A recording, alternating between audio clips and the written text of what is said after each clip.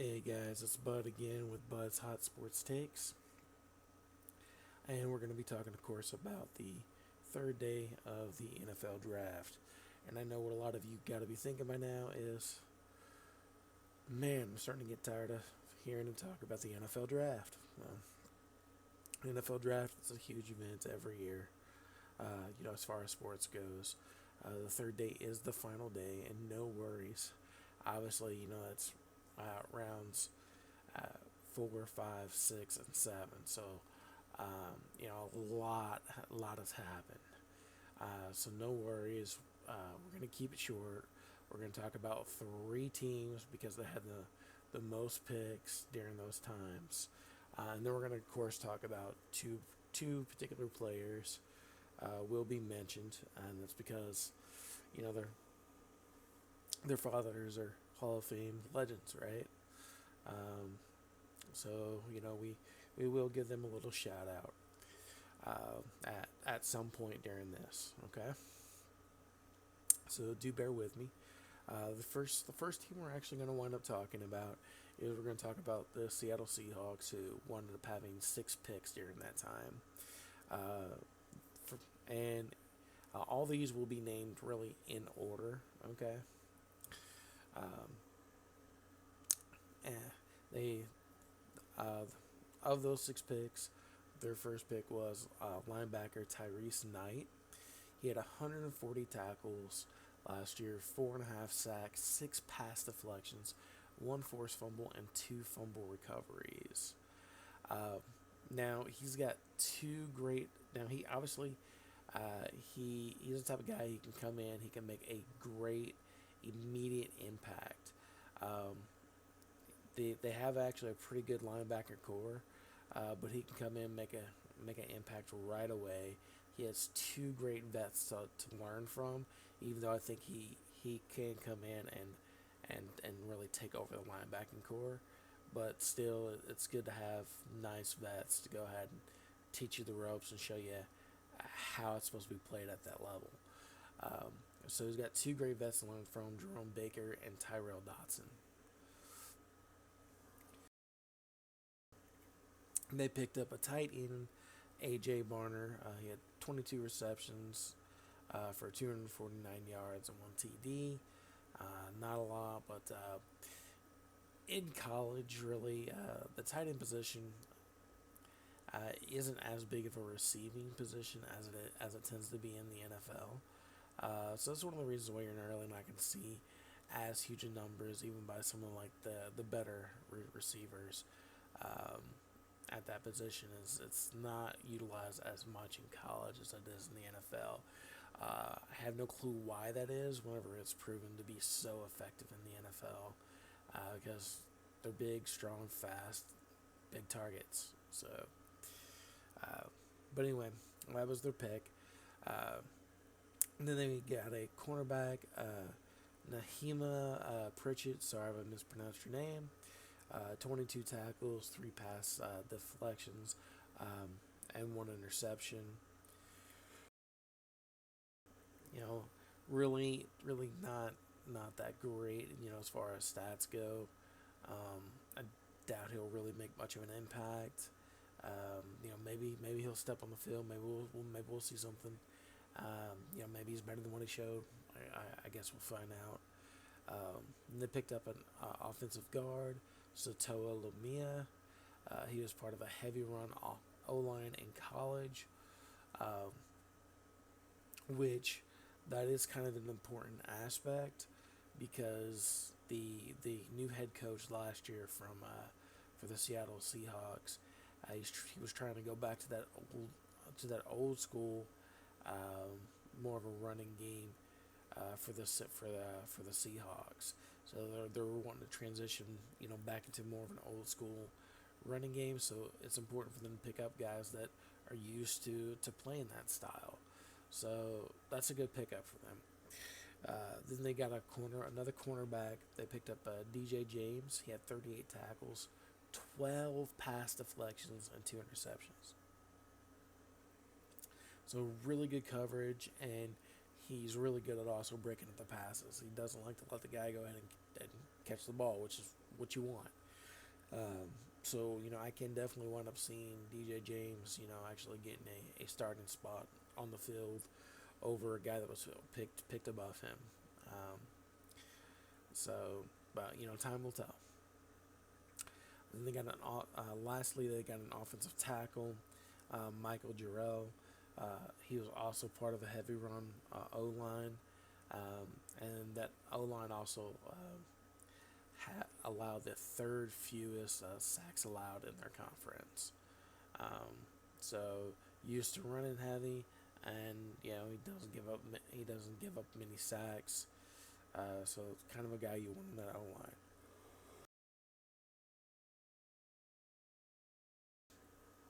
The Buffalo Bills, they actually had the most. They had seven picks during that time. Their first pick of the day was a running back, Ray Davis, who had 990 rushing yards, 12 rushing touchdowns, 25 receptions, 266 receiving yards, and 5 receiving TDs. And I know what you're probably thinking, because one of the things we're going to end up talking about, and the guy actually did get picked up by this team, so we'll go ahead and we'll mention him now, and that's why how does that guy get picked, and how does a lot of the other guys get picked? Whenever Frank Gore Jr. went undrafted, last 2 seasons over 1,000 rushing yards, and picked up like a couple hundred receiving yards, each one of those years. How's he not get drafted, right? Especially whenever his father, is a legend, third most rushing yards with 16,000 rushing yards total, for his career.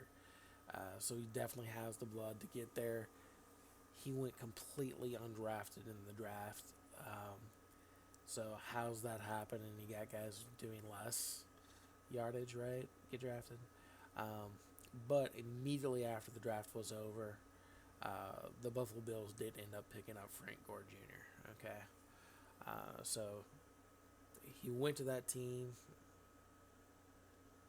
So I guess they'll have both of them. They'll be competing along with the other running backs on the team. All right, their second pick of the day was Cedric Van Prawn Granger, which if you ask me, Cedric Granger kind of sounds like he's more of a Harry Potter character than a football player, but oh well. But anyway, he was part of an offense that allowed an average of 0.93 sacks per game. That's right. That the O line that he played for last year in college, they averaged less than 1 sack per game, which was, I believe, third best in all of college. Um, so that's excellent. Not only did he do that, but he that O line was also the fifth most in total offense, and they needed a center. The Buffalo Bills do not currently have a center on their roster, so it was also a needed pick for them. So great pick for them. I like the spot, like who they got. Uh, you know, great pick. Their next pick was a linebacker, Edifon Edifon Ulofochio, and I'm sure I butchered both of those, first and last name, but oh well. Sorry about it. He had 94 tackles, 3 sacks, 3 pass deflections, 1 touchdown, and 1 forced fumble. And here's one of the great things is uh, he's got two. There's already two great linebackers really for the Buffalo Bills. One young, one's a veteran. Great young guy in Terrell Bernard, and then also a very solid veteran in Nicholas Moreau, and then of course vets Von Miller and Nicholas Moreau, and who better of a vet really to learn from, who's going to be able to impart that knowledge than Von Miller, which is probably one of the reasons why they have two really good linebackers, even though one was already a veteran, right? Um, but still, so much knowledge that he can part in that game. Great guy to have in that locker room, right? So definitely, this guy's gonna be, one of your starting three linebackers, and two great veterans to learn from. And I think it's going to be a solid three-man linebackers with Bernard Moreau and Uloficio. So great pick. Defensive end, uh, Javon Solomon is who they picked up. 55 tackles, 16 sacks. That's right, he had 16 sacks last year. Three forced fumbles and two fumble recoveries. This this guy is definitely going to be able to come in, start on the defensive line immediately, and make an impact. So great pick, great. Then they picked up offensive tackle Tylen Grable. One of the things obviously, offensive line is very important, but one of the things I don't really like about, covering those picks is the fact that it's so hard to really find information about them because they don't really keep stats. Like, okay, yeah, this is how many pancakes a guy's had, which is where you shove you're the defender down, right? You knock him down. Or how many sacks allowed. Those things they're not keeping track of, which they used to. So I wish they would bring that back because that would make this a heck of a lot easier. But anyway, I couldn't find anything about him. So um, yeah, they picked him though. So he's a Buffalo Bill. Then they picked a cornerback, Daquan Hardy. He had 22 tackles, one sack, 7 pass deflections, and 2 interceptions. As far as the Buffalo Bills go, he has potential really to grab the 4th cornerback spot right away. And he has a couple solid veterans in Rasul Douglas and Taron Johnson, to be learning from. So he's good at pass deflections. He has a room to grow, and good veterans to teach him. So, he might actually turn out to be a solid player in the NFL. We'll end up finding out. And then for their last pick of the draft, they picked up an offensive guard, Travis Clayton, and just like Tylen Grable, couldn't find anything on him. All right, so the third and final team we'll be talking about is going to be the Los Angeles Rams because they also had one of the most. They had 6. They picked up a defensive end, Brennan Jackson, with their first of their 6 picks, which they didn't get a pick in the 4th round. They didn't get to start picking until the 5th, just for FYI. Anyway, he had 57 tackles, 8.5 sacks, 3 pass deflections, 1 forced fumble, 4 fumble recoveries, and 3 fumbles recovered for a touchdown. That's right, you heard that correctly. 4 fumble recoveries, in which 3 of those he returned for a touchdown. Not a bad pick. Also, he's going to be able to come in and immediately compete for a starting job because currently the Rams only have 1 defensive end and 1 defensive tackle. And if you've been paying attention to the draft, really, the first round they picked up a defensive end, second round they picked up a defensive tackle, and they just picked up with this pick they picked up a defensive end, and the very next pick as a defensive tackle as well. So really, all 4 of those guys have potential to be starters next year because they have potential to go ahead and actually beat out the only other guy on the team, and the vet, right? Um, so we'll see what happens, right? So their next pick was a defensive tackle, Tyler Davis. He had 34 tackles and only a half of a sack. Then with their very next pick, they picked a kicker, Joshua Carty. Now this was a needed pick because currently they don't have a kicker. So they needed a kicker. So I applaud this because anytime you can fill a need because you don't have something, it's a good position to pick up because you need it, right? You can't not have a position unfilled.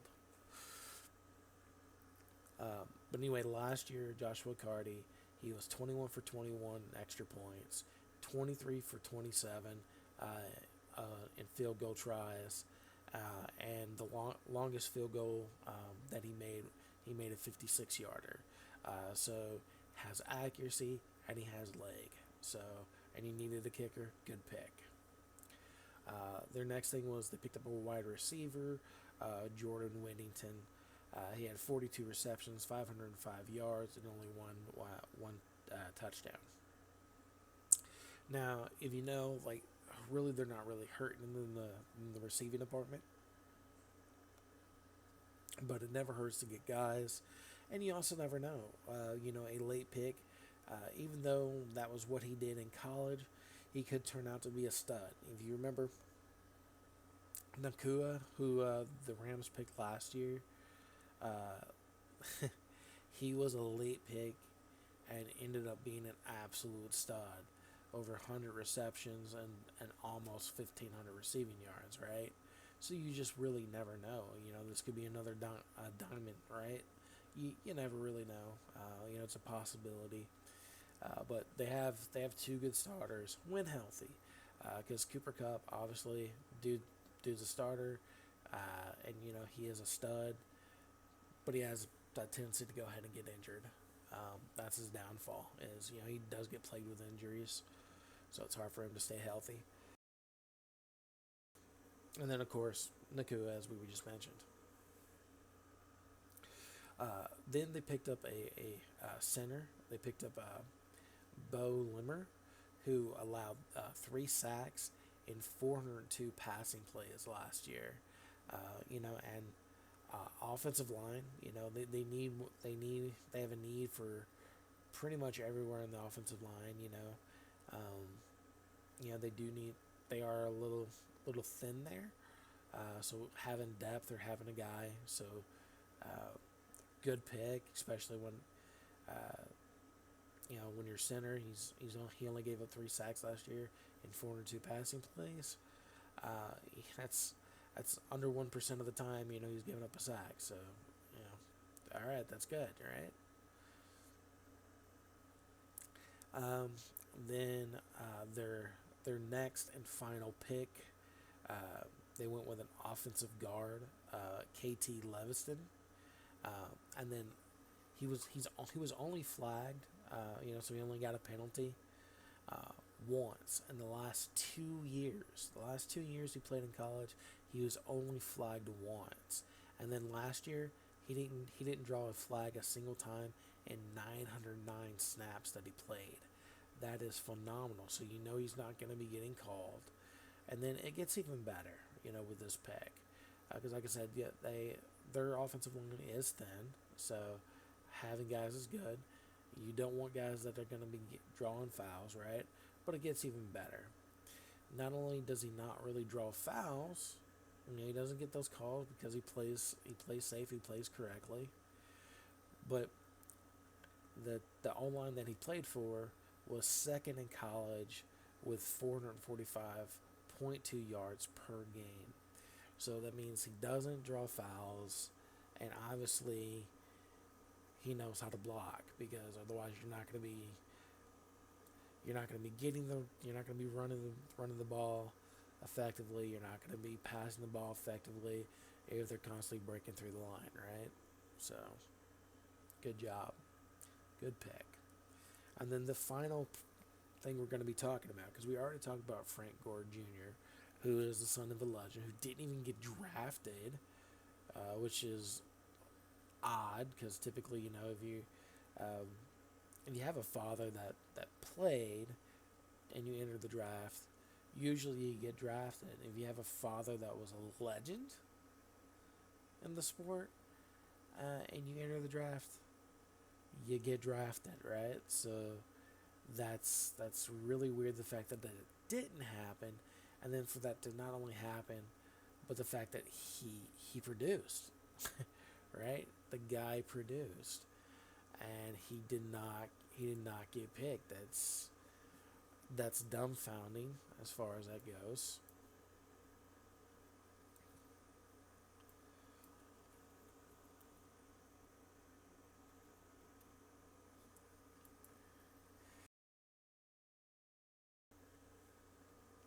Then, like I said, we're going to talk about one more. We're going to talk about one more player, right?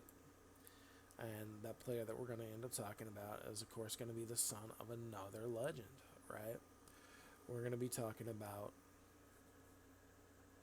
Brendan Rice. And if you're thinking Rice, yeah, we know Rice. Isn't there a Kansas City Chiefs player named Rice who is in trouble, who has legal trouble right now? No relation. Nor would that be his father, and nor is that guy a legend. His, you know, this Brendan Rice, his father is Jerry Rice. And if you don't know who Jerry Rice is, then you're probably watching really the wrong video because you're definitely not an NFL fan and you don't know anything about football. Because basically, if you play the receiver position and you've played it since Jerry Rice's day, every kid wanted to play like Jerry Rice. If you play that position, that's who you want to be known like. Um, anyway, Los Angeles Chargers, they ended up picking him up with the 225th pick. Um, Jerry Rice, the guy basically has, if there's a record for a receiver, he owns it. Uh, Basically, that's pretty much the bottom line for that. And he didn't get picked till the seventh round, 225th pick. He's a son. Um,